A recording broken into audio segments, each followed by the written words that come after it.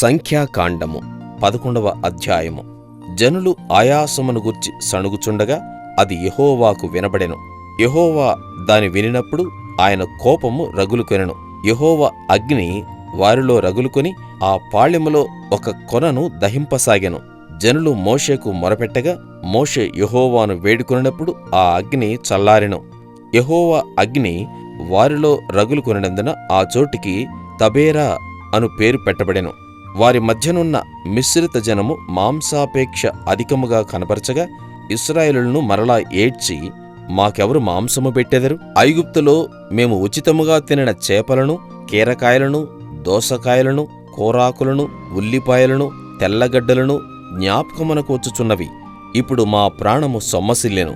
ఈ మన్నా కాక మా కన్నులెదుట మరేమియూ లేదని చెప్పుకొనిరి. ఆ మన్నా కొత్తిమీర గింజల వలె ఉండెను. చూపునకు అది బోళము వలె ఉండెను. జనులు తిరుగుచూ దానిని కూర్చుకొని తిరుగట విసిరి లేక రోట దంచి పెనము మీద కాల్చి రొట్టెలు చేసిరి. దాని రుచి క్రొత్త నూనె రుచి వలె ఉండెను. రాత్రి అందు మంచు పాళెము మీద కురిసినప్పుడు ఆ మన్నా దాని వెంటనే పడెను. జనులు తమ తమ కుటుంబములలో ఎవరి గుడారపు ద్వారమునొద్ద వారు ఏడ్వగా మోషే వినెను. యెహోవా కోపము బహుగా రగులుకొనెను. వారు ఏడ్చుట మోషే దృష్టికిని చెడ్డదిగా నుండెను. కాగా మోషే యెహోవాతో ఇట్లనెను, నీవేళ నీ సేవకుని బాధించితివి? నా మీద నీ కటాక్షము రానియక ఈ జనులందరి భారమును నా మీద పెట్టనేలా? నేనే ఈ సర్వ జనమును గర్భమున ధరించితినా? నేనే వీరిని కంటినా? పాలిచ్చి పెంచెడు తండ్రి పసిపిల్లలను మోయునట్లు నేను వీరి తండ్రులకు ప్రమాణపూర్వకంగా ఇచ్చిన దేశమునకు వీరిని నీ రొమ్మున ఎత్తుకొని పొమ్మని నాతో చెప్పుచున్నావు. ఈ సమస్త ప్రజలకు ఇచ్చుటకు మాంసము నాకెక్కడిది? వారు నన్ను చూచి ఏడ్చుచు తినుటకు మాకు మాంసమిమ్మని అడుగుచున్నారు. ఈ సమస్త ప్రజలను ఒంటిగా మోయ నా వలన కాదు, అది నేను భరింపలేని భారము. నీవు నాకిట్లు చేయదలిచినెడల నన్ను చంపుము. నా మీద నీ కటాక్షము వచ్చినెడల నేను నా బాధను చూడకుండునట్లు నన్ను చంపుము. అప్పుడు యెహోవా మోషేతో ఇట్లనెను, జనులకు పెద్దలనియు అధిపతులనియు నీవెరిగిన ఇశ్రాయేలుల పెద్దలలో నుండి 70 మంది మనుషులను నా యొద్దకు పోగుచేసి ప్రత్యక్షపు గుడారమునకు వారిని తోడుకొని రమ్ము. అక్కడ వారు నీతో కూడా నిలవబడవలెను. నేను దిగి అక్కడ నీతో మాటలాడెదను. మరియు నీ మీద వచ్చిన ఆత్మలో పాలు వారి మీద ఉంచెదను. ఈ జనుల భారమును నీవు ఒంటిగా మోయుకుండునట్లు వారు దానిలో ఒక పాలు నీతో కూడా భరింపవలెను. నీవు జనులను చూచిట్లనము, మిమ్మును మీరు రేపటికి పరిశుద్ధపరచుకొనుడి. మీరు మాంసము తిందురు. యెహోవా వినునట్లు ఏడ్చి, మాకు ఎవరు మాంసము పెట్టుదురు? ఐగుప్తులో మాకు బాగుగానే జరిగినదని మీరు చెప్పుకుంటారు గనుక యెహోవా మీకు మాంసమిచ్చును. మీరు తిందురు.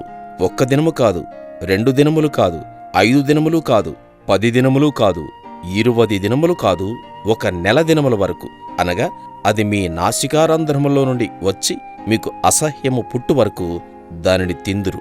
ఏలయనగా మీరు మీ మధ్యనున్న యెహోవాను నిర్లక్ష్యము చేసి ఆయన సన్నిధిని ఏడ్చి ఐగుప్తులో నుండి ఎందుకు వచ్చితిమి అనుకుంటిరి.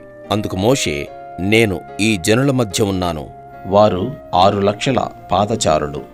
వారు నెల దినములు తినుటకు వారికి మాంసమిచ్చెదనని చెప్పితివి.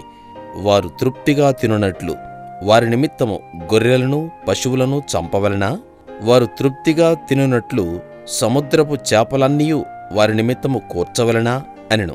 అందుకు యెహోవా మోషేతో ఇట్లనెను, యెహోవా బాహుబలము తక్కువైనదా? నా మాట నీ ఎడల నెరవేరునో లేదో ఇప్పుడు చూచెదవు.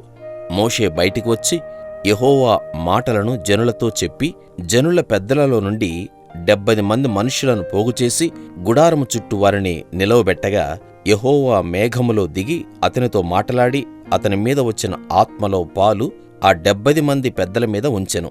కావున ఆ ఆత్మ వారి మీద నిలిచినప్పుడు వారు ప్రవచించిరి గాని మరలా ప్రవచింపలేదు.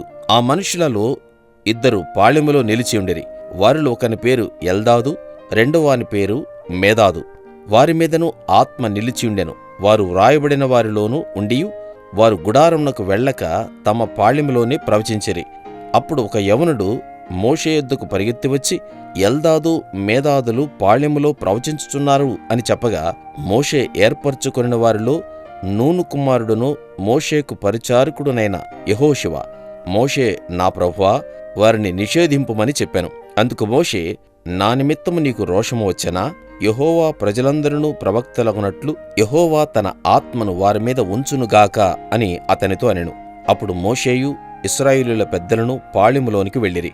తరువాత యెహోవా సన్నిధి నుండి ఒక గాలి బయలుదేరి సముద్రము నుండి పూరేళ్లను రప్పించి పాళెము చుట్టూ ఈ ప్రక్కను ఆ ప్రక్కను దిన ప్రయాణమంత దూరము వరకు భూమి మీద 2 మూరల ఎత్తున వాటిని పడజేసెను.